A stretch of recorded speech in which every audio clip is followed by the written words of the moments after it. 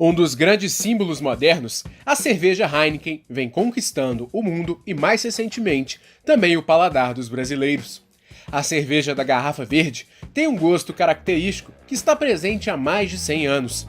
E tudo começou na Holanda, em 15 de fevereiro de 1864, quando Gerhard Adrian Heineken, um jovem de 22 anos, viu a oportunidade de ter sua própria cervejaria.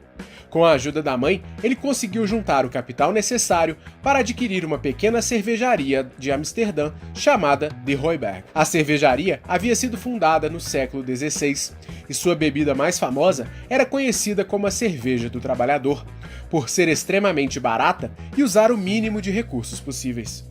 O objetivo do local era a produção em massa, pouco se importando para a criação de uma marca, por exemplo. Além da cerveja tradicional, eles também produziam outras 6 variedades. Após adquirir as instalações, Heineken queria fazer algo diferente. Queria que a cerveja fosse produzida com o intuito de ser consumida pelos nobres holandeses. E para isso, realizou uma série de reformas na estrutura da fábrica, que somente voltou a operar em 1868. Pouco se sabe sobre a origem de Heineken e sobre suas ocupações antes da fábrica. Porém, seus antepassados já dominavam a arte cervejeira desde quando os Heineken tinham uma cervejaria na cidade de Bremen, na Alemanha, no século XVIII. Porém, seu avô havia se mudado da Alemanha para a Holanda para se tornar fazendeiro especialista em laticínios, com foco especial em queijos e manteiga. Atividade que foi exercida também pelo pai de Gerhard, Cornelius Heineken. Voltando às origens, Heineken retomou o ofício de seus antepassados, e mesmo sem experiência prévia na área, ele sabia que era necessário posicionar o futuro produto a fim de ter uma atividade imensamente lucrativa, mas para isso ele também teria que aprimorar os seus conhecimentos sobre cerveja. Por conta disso, ele viajou pela Europa em busca de ingredientes, métodos de produção e tecnologias que lhe conferissem o know-how necessário para produzir cervejas memoráveis. Nessa busca, ele aprendeu na Alemanha um processo que produzia a bebida por meio de fermentação de base, algo que fazia com que as cervejas alemãs fossem bem mais apreciadas do que as demais. Além de aprender com as referências do mercado europeu, ele também decidiu contratar o alemão Wilhelm Veltman para ser o responsável pela fermentação das cervejas de sua fábrica. Veltman também era um jovem, assim como Heineken, mas tinha grande experiência como mestre cervejeiro e compartilhava a mesma visão de Heineken acerca das possibilidades de um negócio. O lema dos dois era: "O que parece impossível hoje será uma prática comum em apenas alguns anos." Os investimentos em toda a cadeia produtiva tinham como objetivo a melhoria dos processos, e isso incluía, por exemplo, a futura criação de uma planta de produção com base em máquinas a vapor, algo extremamente moderno para a época, e que foi realizado poucos anos depois. Além da melhoria em infraestrutura, havia também o projeto para a criação de uma nova cerveja, que seria a bebida definitiva que seria batizada com o nome da marca. Até então, os rótulos das antigas cervejas continuavam sendo produzidos pela cervejaria. Nesse meio tempo, com o começo da Guerra Franco-Prussiana, os estoques das cervejas alemãs secaram, e as cervejas holandesas foram as grandes beneficiadas com a situação. Por conta do evento, nos anos de 1870 e 1871, a cervejaria Heineken teve enorme crescimento no mercado local, aproveitando o vácuo deixado pelas cervejarias alemãs. O evento, descrito como uma sorte de mercado, pode também ser entendido como um momento em que a preparação encontrou a oportunidade. Com caixa encorpado e com uma estrutura profissional, foram testadas várias receitas novas, até que em 11 de janeiro de 1873 foi lançada a cerveja Heinekens, bebida que seria comercializada para todo o mercado holandês. Em tradução livre, a cerveja recebeu o nome de da Heineken ou do Heineken. A bebida perdeu o apóstrofo S somente em 1954, quando passou a se chamar apenas Heineken.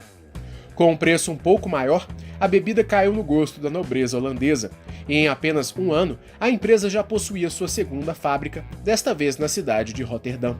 Por conta da nova bebida, a cervejaria suspendeu a produção da famosa cerveja do trabalhador para se dedicar fundamentalmente à produção da nova bebida. A nova bebida foi a base para a criação de 4 tipos de cerveja. A bebida turbinou o crescimento da empresa, a ponto de possibilitar uma fusão com a cervejaria local Orange Boom, uma antiga fabricante que estava em dificuldades. A união permitiu a criação de uma planta de 3.000 metros quadrados na cidade de Roterdã. A nova planta contava com instrumentos modernos e já contava também com um sistema de refrigeração de última geração. Após décadas de crescimento, a Heineken começou a sofrer os impactos de uma série de concorrentes que surgiram no mercado holandês. Um deles era a cervejaria Amstel, que décadas depois se tornaria parte do grupo Heineken. Além da Amstel e de outras cervejas locais, a Heineken enfrentava uma série de rótulos alemães que ofereciam um misto de preço e qualidade, que conquistavam os consumidores locais que aproveitavam uma época em que a prosperidade tomava conta da Europa. Por conta de uma época de prosperidade, a população em geral deixou de beber cervejas extremamente baratas e passou a apreciar cervejas que tinham fórmulas mais robustas e que envolviam processos mais complexos. Essa demanda fez com que várias marcas conseguissem espaço no mercado, oferecendo produtos que aliassem boa qualidade e bom preço, sendo acessíveis às massas. Por outro lado, enquanto as cervejarias aliavam preço e qualidade, a nobreza europeia também passou a consumir cervejas mais baratas, pois já não havia muita diferença entre os produtos ofertados. Foi diante desse novo cenário que a Heineken decidiu abaixar o preço de sua cerveja para combater as concorrentes e reconquistar o mercado. A estratégia não se limitaria apenas ao preço, e por conta disso, a empresa celebrou contratos de parceria e distribuição com cafés, hotéis e bares, com o intuito de espalhar o produto por toda a Europa. Gerhard Heineken era obcecado pela melhoria em seu negócio. Além de ser linha dura com padrões de qualidade e higiene, ele também contratava profissionais de renome para fazer parte de seu time. A Heineken foi a primeira cervejaria do mundo a contar com seu próprio laboratório de controle de qualidade. Um dos nomes deste elenco foi o Dr. Hartog Elion, um pupilo do famoso cientista Louis Pasteur, responsável pela criação do processo de pasteurização. Foi Elion o responsável por conseguir isolar uma levedura de capacidade superior que foi capaz de conferir um novo sabor que seria conhecido como um sabor único de cerveja, o sabor Heineken. Sabor que até hoje é característico da bebida. A levedura foi batizada de levedura A e fez com que a empresa mudasse a receita da bebida principal em 1886. Graças ao novo sabor, a Heineken pôde ser exportada para outros países da Europa, e aos poucos foi conquistando o paladar da nobreza europeia. Segundo a empresa, ela é a única cerveja do mundo a contar com o processo que leva a levedura A em sua composição. Vale lembrar que são necessários 28 dias para a produção da cerveja, tempo bastante superior à média do mercado. Porém, desde então, a empresa não abre mão do processo e diz que a paciência é parte do sucesso do rótulo. A nova receita fez com que a Heineken fosse reconhecida e premiada em toda a Europa. E com os prêmios vieram novas melhorias e um controle ainda mais rigoroso para garantir a padronização das bebidas. A ideia é que toda vez que o cliente comprasse a cerveja, ele recebesse exatamente a mesma bebida, com o mesmo sabor. Algo básico, mas que não era comum na época. E, em geral, as cervejas tinham gostos diferentes, mesmo advindas da mesma fábrica. Enquanto a empresa crescia fortemente e era premiada como uma das melhores cervejarias da Europa, Gerhard Heineken faleceu na manhã de 18 de março de 1893, aos 51 anos de idade. Ele era casado e tinha um filho de 8 anos. O falecimento de Heineken fez com que a empresa enfrentasse um vácuo de comando. Mas, apesar do esforço de Feldman para colocar seu filho como responsável pelo negócio, o escolhido para o cargo foi J.D.A. Petersen. Curiosamente, Petersen se casou pouco tempo depois com a viúva de Heineken, Mary Tyndall. Há rumores maldosos de que os dois já viviam um relacionamento amoroso desde quando Heineken estava vivo, e que o herdeiro de Heineken, Henry Pierre Heineken, pode ter sido, na verdade, filho de Petersen.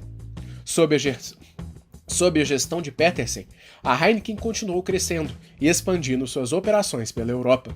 Um dos avanços promovidos por ele foi a aquisição de uma frota de caminhões que ajudaram a levar a bebida para vários cantos do continente, aumentando a fatia de mercado da cervejaria. Além de conquistar definitivamente a Europa, a bebida também foi exportada para alguns países da África, como Gana, Nigéria, Libéria e Serra Leoa. Em 1914, Henry Heineken assumiu a direção da fábrica. Quando ele assumiu, a Heineken havia aumentado sua produção em 30% quando comparado ao começo do século. Um crescimento impressionante, que levou com que a empresa também expandisse suas operações para a Ásia. Poucos anos depois, Henry conheceu Leo Van Munchen, um importador que trabalhava em Nova York e se tornou o primeiro importador oficial da marca no continente americano. A bebida adentrou o mercado norte-americano, mas os planos foram amargados em 1920 por conta da proibição imposta pela Lei Seca. Ainda assim, a marca continuou crescendo em todo o mundo. Em 1931, foi implementada a MBL, parceria da Heineken com uma empresa da Malásia para a distribuição da bebida no país asiático. Pelo acordo, a corporação holandesa também receberia royalties pelos refrigerantes fabricados pela empresa malaia. Na mesma época, a empresa também se associou à Fraser & Neave para distribuir na China, Sudeste Asiático e Nova Zelândia. Já em 1932, a Heineken usou a estrutura asiática para criar a Tiger Beer, a cerveja oficial de Singapura. Dessa maneira, a corporação aumentava seu leque cada vez mais, tanto em alcance como em quantidade de produtos. Com o fim da lei seca nos Estados Unidos, Leo Van Munchen voltou a ser o representante da Heineken e foi o responsável por posicionar a cerveja no mercado americano como uma cerveja premium, considerada a ideal para ser servida em bailes ao lado de uma taça de champanhe. Há relatos de que ele inclusive ia em restaurantes caros de Manhattan e exigia que lhe fosse servida a melhor cerveja premium do mundo. Como eram poucos os locais que serviam a bebida, em pouco tempo foi criado um boato de que, de fato, a cerveja era a melhor e a mais fina. O importador mais tarde se tornaria associado da Heineken e o responsável por estabelecer acordos comerciais que popularizaram a bebida em todo o território norte-americano. Ainda assim, um destes acordos foi com um dos maiores gangsters de Chicago, fato que Van Munchen disse que desconhecia e que só foi lhe revelado anos depois. De toda forma, a expansão da Heineken pelo mundo foi importante para que a empresa pudesse abrir o seu capital em 1937, fato que foi essencial para que a empresa sobrevivesse às dificuldades que foram enfrentadas durante a Segunda Guerra Mundial. Com o caixa encorpado e grande mercado, a empresa conseguiu ainda crescer de forma substancial no mercado americano, enquanto a Europa sucumbia aos conflitos. Em outra ponta, a empresa conseguiu, através de sua parceira, a compra de sua maior concorrente no mercado do Sudeste Asiático, a cervejaria Anchor. Dessa forma, a Heineken passou a operar de forma direta e indireta as duas maiores cervejarias de Singapura. Foi também na década de 30 que a Heineken criou um dos seus principais elementos, a garrafa verde. Na época, praticamente todas as garrafas de cerveja eram na tradicional cor âmbar, com o intuito de diferenciar seu produto e de fazer com que a bebida fosse reconhecida à distância. A Heineken passou a adotar garrafas de vidro somente na cor verde, uma inovação na época. Com a abertura do capital, a empresa precisou de uma gestão mais profissional, e por conta disso, Henry Heineken deixou o comando da empresa e transferiu para um executivo contratado. Na mesma época, seu filho Alfred Heineken passou a fazer parte da diretoria de vendas da empresa e operou mudanças importantes na filosofia da companhia. Fred Heineken popularizou a estratégia de Leo Van Munchen em todos os estados norte-americanos, ao pedir nos restaurantes pela melhor cerveja premium do mundo. Há relatos de que ele promovia até mesmo situações embaraçosas em estabelecimentos que não vendiam a bebida, e ao final dizia: "Vou a algum lugar que realmente sirva cerveja premium de verdade." Com esse método inusitado, Fred se tornou o maior vendedor da empresa e dominou os Estados Unidos, ao ponto de que mais tarde o negócio de Leo Van Munchen passasse a atender com o nome de Heineken USA, sendo mais tarde incorporado em definitivo pelo conglomerado. Além de ser um vendedor de grande resultado, ele tinha o objetivo de recomprar todas as ações da empresa e tornar a companhia novamente familiar. Em 1940, ele manifestou o desejo em uma carta enviada a seu pai. Para tornar seu sonho realidade, ele voltou os esforços para a Holanda e por lá aplicou todos os métodos de publicidade e propaganda que ele viu no mercado americano. E assim, a marca Heineken passou a estampar refrigeradores, placas e prateleiras de lojas de conveniência e pequenos mercados na Holanda. A estratégia de exposição agressiva da marca se tornou uma febre e fez com que todo o país reconhecesse a estrela vermelha de longe. Além disso, ele decidiu investir fortemente em anúncios no rádio. O investimento também continuou forte no mercado asiático, com a compra da principal cervejaria da Indonésia, a Surabaya, que se tornou conhecida como Bintang. E as operações persistiram. Em 1953, a empresa adquiriu a cervejaria holandesa De Key, que ficou aberta até 1969. No mesmo ano, também foi aberta uma fábrica da Heineken em Caracas, na Venezuela, colocando a América do Sul no mapa da companhia. Em meio a essa expansão grandiosa, Alfred fez uma operação financeira que lhe rendeu o capital necessário para adquirir as ações que estavam em posse dos antigos donos da Orange Boom, empresa que foi incorporada pela Heineken. Com a aquisição, foi criada a Heineken Holding, a empresa familiar que passou a deter pouco mais de 50% das ações da empresa, garantindo novamente o comando integral do conglomerado para a família Heineken. Com a família 100% do comando, Fred unificou o rótulo das embalagens da cerveja e a partir dali, em todo o mundo, a Heineken tinha o mesmo design. A ideia surgiu junto da campanha "A cerveja pode viajar", com o intuito de criar a ideia de que a Heineken era uma empresa global e que o cliente poderia encontrar a bebida no mesmo sabor, formato e da mesma maneira em todos os continentes. Na mesma época, a bebida se tornou a cerveja oficial do rei da Suécia, reforçando o caráter premium da cervejaria. O fato chamou a atenção de outros nobres pelo mundo, como a família real de Mônaco, que também celebrou o contrato de exclusividade com a cervejaria holandesa. Anos depois, foi criada uma campanha que associava a bebida ao então vice-presidente dos Estados Unidos. Vale lembrar que, por vezes, a cerveja também era escolhida pela família real holandesa. Além do sucesso entre a nobreza e as autoridades, a Heineken se tornou a líder de mercado no continente africano, reforçando sua liderança com a compra de várias cervejarias locais, com o rótulo Cobra. Com a inovação em seu DNA, a marca passou a adotar o armazenamento em barris de aço, abandonando os tradicionais barris de madeira. O fato reforçava a obsessão da marca em melhorar o seu produto e também ajudava na padronização e no armazenamento do produto. Em 1968, a Heineken deu um passo ainda maior ao adquirir sua principal concorrente na Holanda, a Amstel. A aquisição permitiu aumentar a capilaridade da empresa, já que a Amstel era forte em mercados como o Caribe, a Guiana, Madagascar e alguns países do Oriente Médio. Na mesma época, a fábrica da Heineken foi uma das primeiras do mundo a contar com uma linha de produção automatizada e um sistema interno de computadores. E também em 68, a marca fez seu primeiro comercial para a TV. O sucesso continuou pelas décadas seguintes, e além de aumentar a fatia de mercado com a marca Heineken, o conglomerado também adquiriu outras empresas, como a italiana Birra Moretti. Durante a gestão de Fred Heineken, a empresa passou a atuar em mais de 70 países. Ele assumiu o cargo de CEO da empresa em 1971 e o exerceu até 1989, quando passou a fazer parte do Conselho Fiscal até 1995. Após sua saída como CEO, a empresa voltou a ter uma gestão profissionalizada. Ele faleceu em 2002 e teve uma única herdeira, Charlene de Carvalho Heineken. Estima-se que atualmente a fortuna de Charlene seja de 14,7 bilhões de dólares. A expansão promovida por Fred tornou a Heineken um conglomerado mundial. Por conta disso, ele ficou com 25% do total das ações da companhia. O restante é dividido entre acionistas, que se dividem entre investidores e também detentores de ações de empresas que se fundiram ao conglomerado, como os herdeiros da dinamarquesa Carlsberg e do grupo mexicano FEMSA. Além de se destacar por uma forte operação financeira, a Heineken ganhou ainda mais espaço com uma política agressiva de marketing e patrocínio. Além de aumentar o número de ações, a marca também é a patrocinadora oficial da UEFA Champions League e também patrocina a Fórmula 1, o Rock in Rio e a Copa Libertadores da América, através da marca Amstel, o que fez com que sua participação de mercado aumentasse significativamente entre os jovens.